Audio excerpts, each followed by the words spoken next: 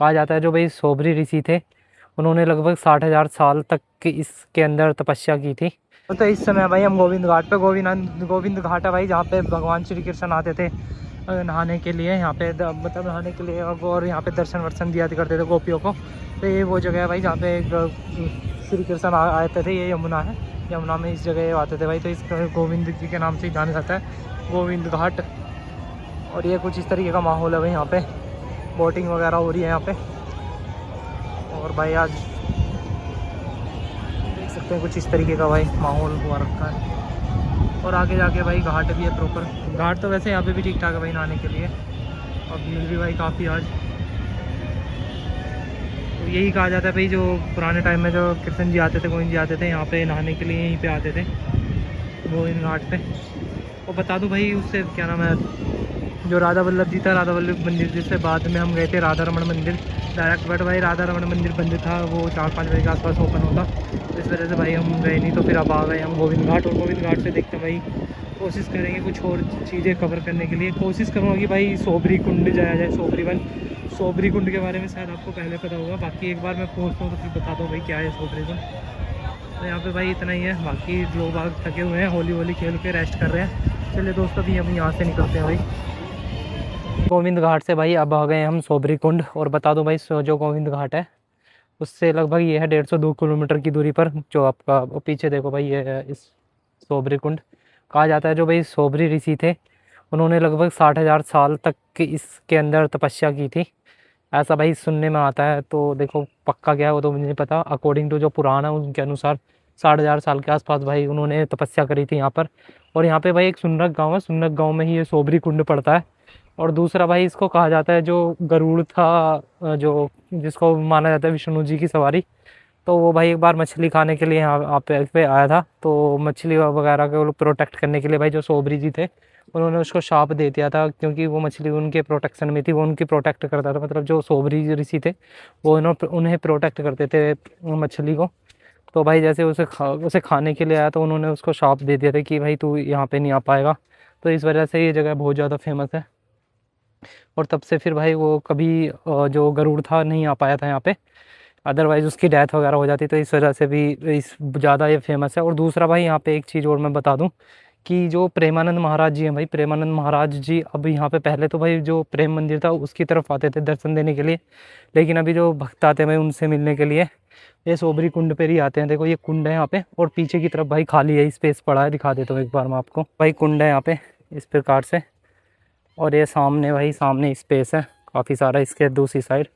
तो यहाँ पे भाई चारों तरफ लोग बैठ जाते हैं, और फिर लगभग 7-7:30 बजे, 7 साढ़े 7 के आसपास आते हैं प्रेमानंद महाराज जी, और यहाँ दर्शन देकर चले जाते हैं ये इस जगह पे। और भाई ये जो लोग बाग जुटना शुरू कर देते हैं 5-5:30 बजे से आना शुरू कर देते हैं।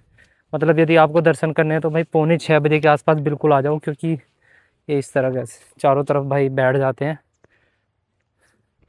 चारों तरफ बैठ जाते हैं भाई। और बीच में वो रास्ता है, रास्ते में से ये बीच में रास्ते से होके वो चले जाते हैं उस साइड में, वो निकल जाते हैं, गाड़ी से आते हैं। तो पहले तो भाई जो वो था प्रेम मंदिर वहाँ पे आते थे, बट भाई रोड थी वहाँ पर, तो रोड ब्लॉक वगैरह वो दिक्कत आती थी भाई, रोड ब्लॉकेज वगैरह को लेके दिक्कत आती थी, ट्रैफिक जाम वगैरह हो जाता था, तो ये दिक्कत थी। और दिक्कत है, तो इस वजह से भाई अभी वो यहाँ पे आते थे। दूसरा भाई उनकी हेल्थ को लेकर भी इश्यू होता है, और वो दूरी उन्हें लगभग पड़ती थी 2 से 3 किलोमीटर के आसपास पड़ती थी भाई।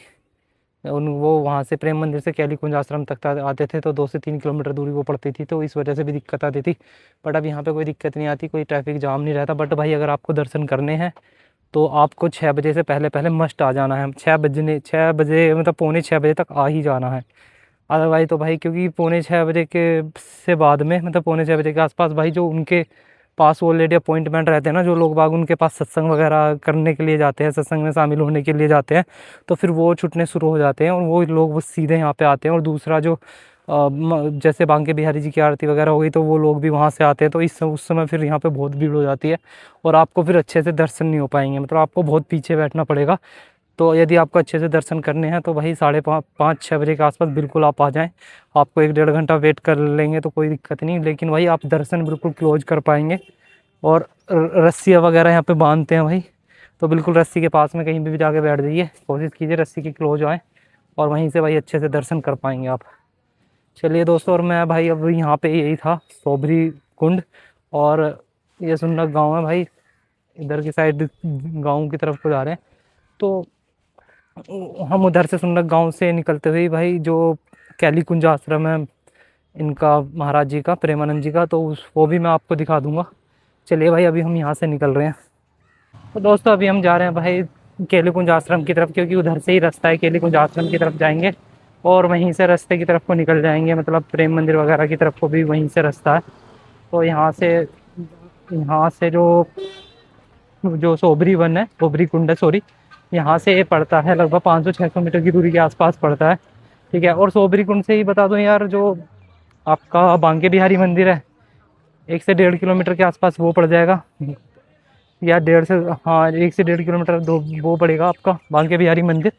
और उसके पास में भाई पड़ता है राधा वल्लभ मंदिर, और 400-500 मीटर की दूरी पर आपको पड़ जाएंगे निधि वन मंदिर, और उसके ही क्लोज आपको पड़ जाएगा राधा रमन जी का मंदिर। और गोविंद घाट की बात करें तो भाई वो लगभग 1.5 से 2 किलोमीटर पड़ता है गोविंद घाट। ठीक है, बाकी भाई अभी हम चल रहे हैं केली कुंज आश्रम की तरफ, और आपको रास्ते में दिखा दूंगा भाई केली कुंज आश्रम। और एक चीज़ और भाई आपको मैं बताना चाहूँगा ज़रूर, कि जो केली कुंज आश्रम है ना, जो सपोज करो आपको भाई जो प्रेमानंद महाराज जी हैं, आपको यदि उनके दर्शन करने हैं, और भाई यदि आपको प्रेमानंद महाराज जी के देखो दर्शन करने हैं सीधे सीधे, तो भाई उसके लिए आपको चाहिए 2 से 3 दिन। 2 से 3 दिन इसलिए क्योंकि आज सपोज आपको टोकन लेना पड़ेगा उनके दर्शन करने के लिए, या सत्संग में तो शामिल हो सकते हैं, तब उसके लिए भी टोकन की जरूरत पड़ती है। बट भाई उनसे डायरेक्ट यदि मिलना है, यदि कुछ काम है, तो आपकी कोई समस्या है, यदि उस प्रकार से वार्तालाप करना चाहते हैं, उस प्रकार से बात करना चाहते हैं, तो उसके लिए भाई आपको टोकन लेना पड़ेगा। टोकन लेने के लिए भाई आपको लगना पड़ेगा लाइन में, और उसका मैं बता देता हूँ क्या प्रोसीजर है। आपको 9-10 बजे के आसपास सुबह लाइन में लगना है। शाम को नहीं भाई, अगले दिन सुबह अर्ली मॉर्निंग 2 से 2:30 बजे आपको टोकन मिलेगा। टोकन मिलने के बाद सुबह 8 बजे के आसपास आपको फिर बुलाया जाएगा। अब बुलाया क्या जाता है वो मुझे नहीं पता, क्यों जाता है वो मुझे नहीं पता सॉरी, बट सुबह बुलाया जाएगा उसी दिन, और आपको फिर अगले दिन दर्शन होंगे। समझे प्रोसेस? मतलब आपको पहले आज जैसे सपोज करो आज आप सुबह लगे 10 बजे के आसपास लाइन में, ठीक है, आज रात को आपको सुबह 2-2:30 बजे के आसपास टोकन मिलेगा, और फिर उसी दिन मतलब कल को आपको फिर 2-2:30 बजे टोकन मिलेगा सुबह को, और फिर सुबह को आपको 8 बजे के आसपास बुलाया जाएगा वापस। कुछ बुलाया जाएगा, किस चीज़ के लिए बुलाते हैं वो मुझे नहीं पता, और फिर उससे अगले दिन आपको दर्शन होंगे, मतलब 2 दिन के आसपास आपको भाई चाहिए। ठीक है, इस प्रकार से आप भाई दर्शन कर सकते हैं। और यदि सत्संग वगैरह में शामिल होना है तो भाई तब भी आपको मतलब तब इतना लाइन में लगना की ज़रूरत नहीं है। आप 2-2:30 बजे के आसपास ही मॉर्निंग में पहुंच जाएँ, आपको टोकन मिल जाएगा। बट उस केस में आपको केवल सत्संग में शामिल होने दिया जाएगा अंदर।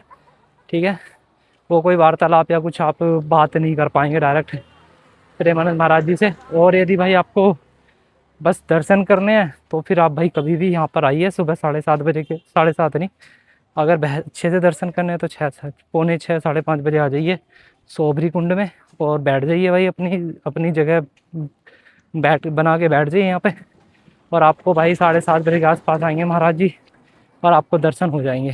तो इस प्रकार से भाई एक दिन में कर सकते हैं, और भाई मैंने बता दिया आप कैसे कैसे उनके दर्शन कर सकते हैं। चलिए ठीक है दोस्तों, अभी हम चल रहे हैं भाई केली कुंज आश्रम की तरफ, मैं दिखा दूंगा भाई केली कुंज आश्रम भी। यहाँ से सत्संग के लिए यहाँ पे एंट्री होती है, तो जाते हैं भाई यहीं से, जो प्रेमानंद महाराज जी का सत्संग होता है भाई उसके लिए यहीं से एंट्री होती है। ठीक है, यहाँ से एंट्री होती है, और आगे की तरफ मैं चल रहा हूँ, दिखा देता हूँ भाई आगे के लिए कहाँ पे रहता है आश्रम। और ये भाई जो आश्रम है उनका यही है, उनका आश्रम अभी थोड़ा कंस्ट्रक्शन में भी है, तो इसको भाई बनाया जा रहा है यहाँ पे।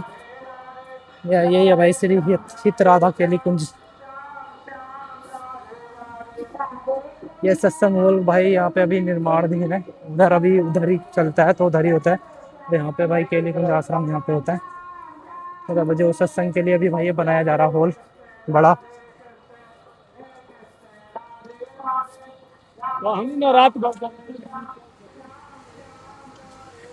और दोस्तों ये है भाई राधा केली कुंज, सत्संग श्री हित राधा केली कुंज, ये है भाई यस। तो ये है भाई श्री सत्संग श्री राधा केली कुंज।